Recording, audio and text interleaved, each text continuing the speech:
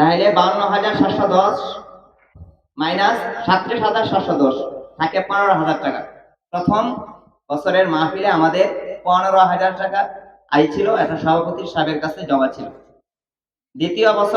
দ্বিতীয় বাৎসরিক মাহফিলে 2022 সালের 21শে জানুয়ারি দ্বিতীয় বাৎসরিক মাহফিলে আমাদের সর্বমোট কালেকশন হয় আপনাদের কাছ থেকে 33,230 টাকা, আর এখানে সর্বমোট ব্যয় হয় 32,230 টাকা, আর 1,000 টাকা অবশিষ্ট ছিল, তা সভাপতির কাছে জমা দেওয়া হয়।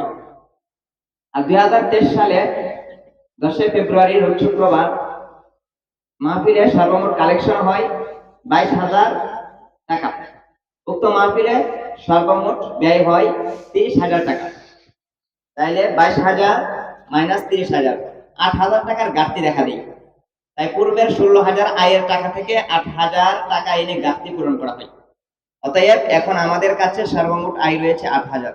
23 সালে 24 সালের 12 জানুয়ারি আমাদের সর্বমোট কালেকশন হয় 50,550 টাকা।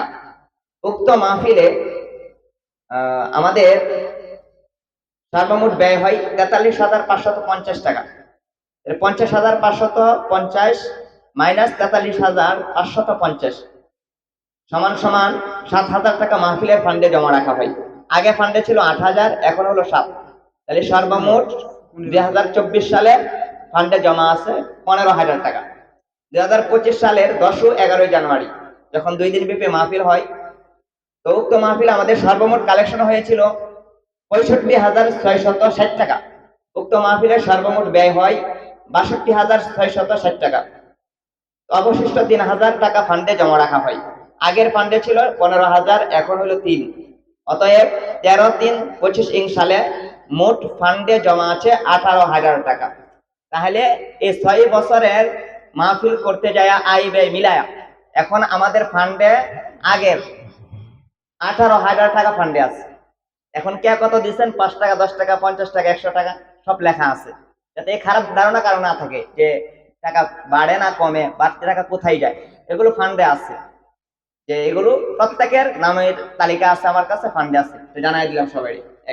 2 নাম্বার, এই পোড়াদিয়া, মাইজর টেক, রায়েরগাঁও, পালের টেক, পশ্চিম চণ্ডীপাড়া, খাবাড়ি সবাই বিভিন্ন এবং বিদেশে যারা আছেন তারা দোয়া চাইছেন, তারাও সহযোগিতা করেছেন। আজকে মাহফিলে প্রধান মেহমান ছিলেন আলহাজ হযরত মাওলানা মুফতি ইলিয়াস সাহেব, উনি অসুস্থ, দোয়া চাইছেন।